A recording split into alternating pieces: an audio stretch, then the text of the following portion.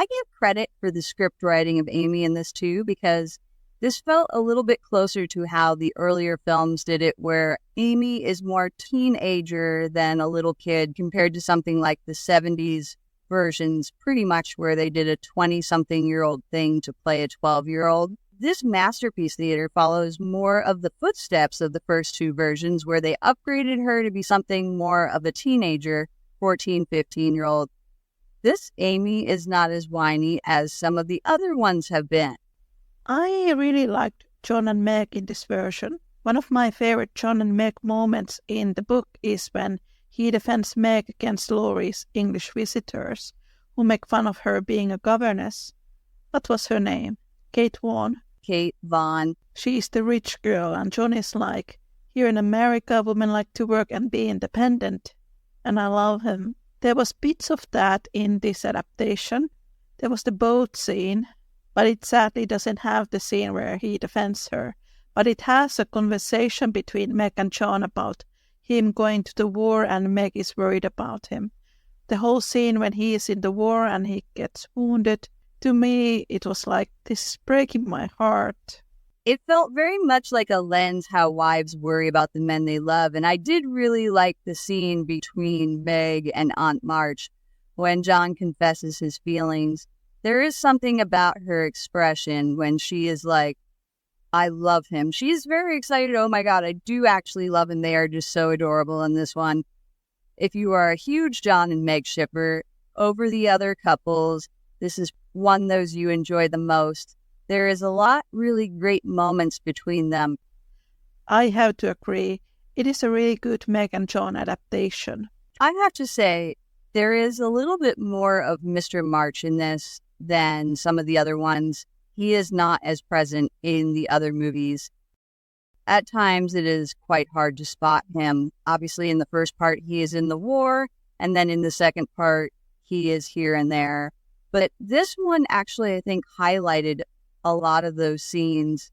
Joe goes in and says, I need you to talk to me and treat me like I'm Beth. I really need your guidance now. The two of them are leaning on to each other. I like that we had a little bit more with him, and I feel like he is some ways an underrated. He gets ignored, not as much as Amy or Friedrich, but he gets shut to the side and ignored. I always forget his name, but I have seen this actor on many things, the actor who plays Mr. March, and I always like him in everything. Emma Watson plays Marmee. There is a lot of added scenes in this one that I like. There's two separate scenes. Meg is pregnant and Meg is worried, and she's like, don't worry, I am going to be right there with you. You're a strong woman. I know you can do this. I really like those moments when we see her guiding her, not just giving advice, but really being there, because back then you gave birth at home and you needed the experience of someone like your mother to be there to make sure you do okay. That scene is also in the book when Jo goes to her father.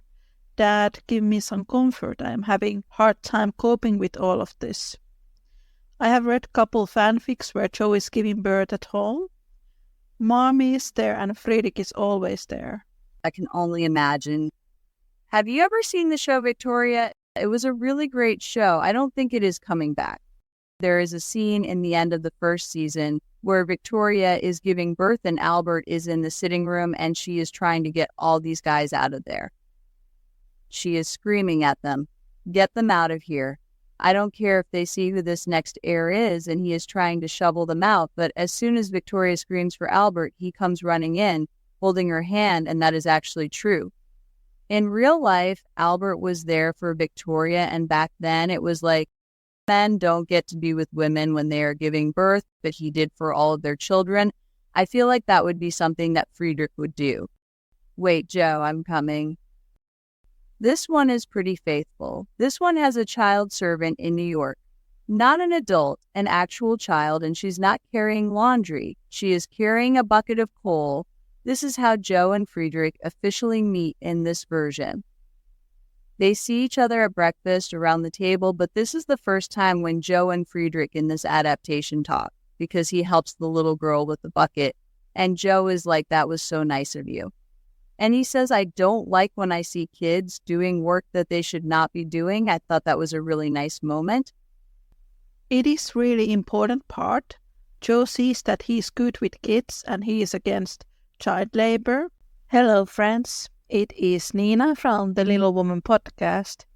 Just to let you all know that the Little Woman podcast episode transcripts are now available as books. You can find them as paperbacks and ebooks. They are wonderful reading for all the fans of Louisa May Alcott. You can find all the links from the description. And now, back to the show. They share the same values. I do like that scene in the series. I remember I was disappointed when I saw this series. It has 3 episodes, and it should be half and half. First part of Little Woman, and the other part 2 of Little Woman. But this one has 2 episodes dedicated for the first part, and 1 episode for the second part. So the ending feels very rushed. They should have done 2 episodes for both parts. I did feel a bit that the script writer kind of ruined this adaptation for me. People really underestimate how much what the actors say or what the director says or the scriptwriter says. Those things really affect the way people see the adaptations. I read an interview from Heidi Thomas, the scriptwriter, and she said that she never understood why Joe rejected Laurie and why she married Professor Bear, who, quote, stopped her becoming a writer. And I'm like, did we read the same book? Friedrich in the book is literally the one who helps Joe to become a writer. But that ruined the entire series for me. It is really sad because there was so much potential. I didn't know that is how the scriptwriter felt. I always felt that Laurie was pushing it. Laurie is trying to kiss her when Joe is sleeping, and Joe is like, Laurie, I need you to be my friend now, so back off. Or the moment when Laurie is trying to sit next to her, and Joe is like, no. And puts a barrier between them, and this is the second one that actually has the proposal after New York. And I think that worked out pretty well. I don't know how you feel. The actor who played Laurie, I am not sure if I liked him. I don't know. I felt that he was quite stiff in the beginning. He got better as the series got on. I did like him when the series went on a little bit more. I did like some of the added scenes with him and Amy when he is visiting her at Aunt March, and they have that talk when she is like, I have these thoughts and dreams I want to do. It was a nice groundwork of what would become of their relationship. The scriptwriter, even if they were a Joe and Laurie shipper, they managed to push their personal feelings aside, which is something that, for example, Reda Gerwig was not able to do. With Amy and Laurie, I think that was my favorite scene between the two. The whole chat they had. One of my friends said that this series has a depressed Laurie. I kind of agree with that because they tried to show him to butt heads with Joe, but then there are many scenes of him being very moody. I have very mixed feelings about it. The actor looked like the book Laurie with curly black hair.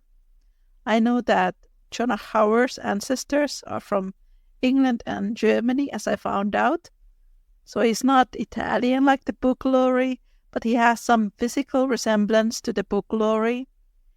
To me, Laurie is such a complicated character, and it takes a good actor to play him. This Laurie was moody, but he wasn't that temperamental like the book Laurie. There needs to be a full range of emotions. In the proposal scene, you kind of feel more sorry for him in this series, when in the book his behavior is more disturbing. He is somewhere between 2 Lauries, Peter Lawford and Christian Bale. I just find it amusing. I liked that moment when Joe is in New York and she is writing a letter and we see Marmee reading it.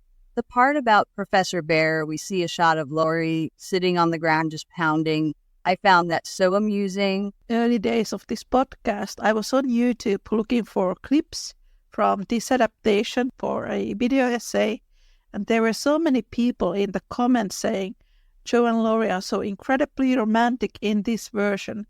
And then maybe 1 or 2 people saying there are moments when he is kind of creepy. Once again, people pay more attention to characters' physical appearance than their behavior. I didn't get a feeling that they were very romantic in this version. I saw a clip from behind the scenes.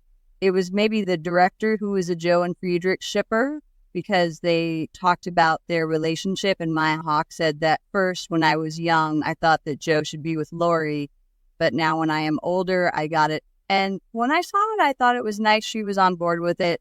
I really like this Friedrich. I thought the actor did a pretty good job with it. Oh, he was my favorite in this adaptation, together with Meg and John. He was my favorite character. I wish we could have seen more of him. I did like that we see him in a way we don't see him in the most adaptations. We really do see how Fritz and Joe have an intellectual connection as we see their discussion on philosophy and all that. I thought that the short time they had, there was something there that they managed to make it work. Yes, and oh gosh, that end scene when he comes and he says that he keeps her poem next to his heart. It is so good and it is too much. That is another one that for me shows how he is following her work.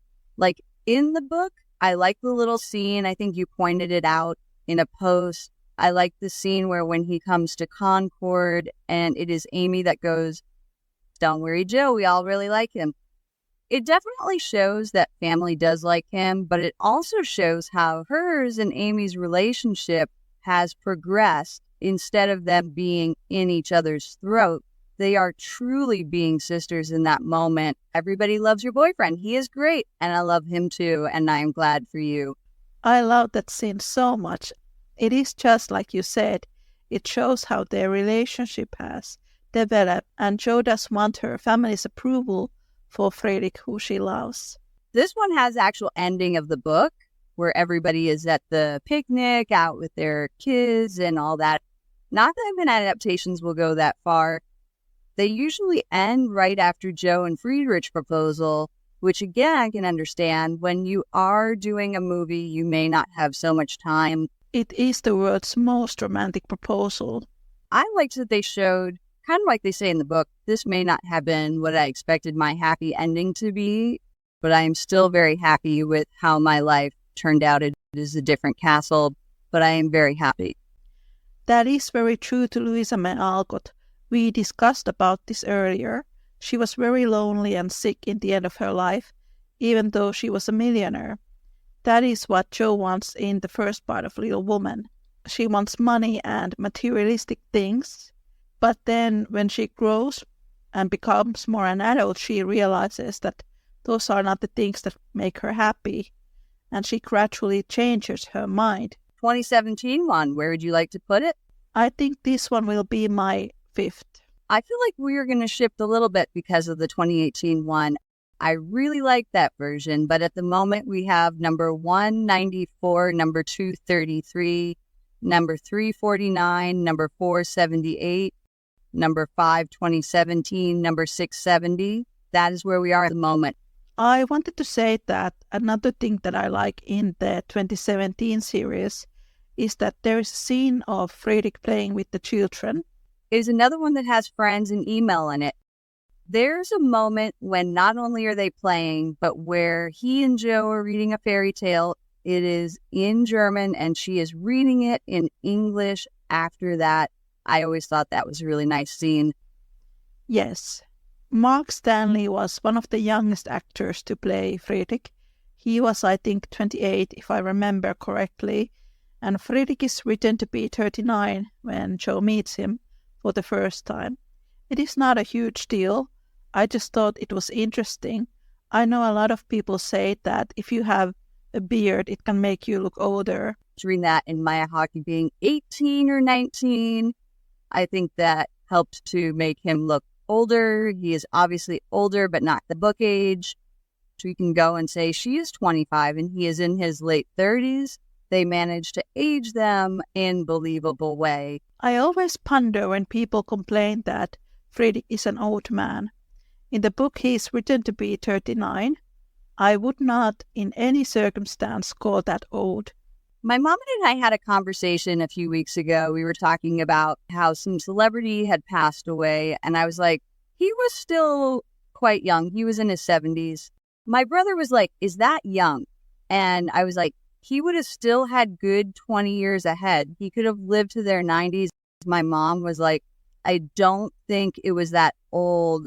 I think if you're going to be old in your 50s, me as a 28-year-old, I still see that age of starting my life. There are people who have that feeling of, if you don't have everything settled by the time when you're in your 20s, if you are in your 30s and if you are not married or have a great career, then you are a failure. And I have been taking myself out of that thought process. I am not a failure because I haven't still achieved everything I wanted to achieve. I still have many, many years to come. I don't believe in that idea that at a certain point you are considered too old for things. I don't think 40 is anywhere near old. It is such a sweet moment in the book. Joe says to him, "Don't call yourself old. 40 is the prime of life. I would love you even if you were 70. I love it when she says that. Here you are in the prime of your life. Very clearly, Joe, you are into older men. We need an adaptation with that particular scene. I'm so frustrated people saying, Joe marries that old man. You cannot call him old. He's freaking 39. Just stop. It is the same when people say Joe at 28 is an old maid. How dare you? I am 28. I don't see myself as an old maid. No one should use the word old maid anymore. 2017 series. There are some things I would tweak about it, but definitely it is worth watching and there are some wonderful scenes there as well.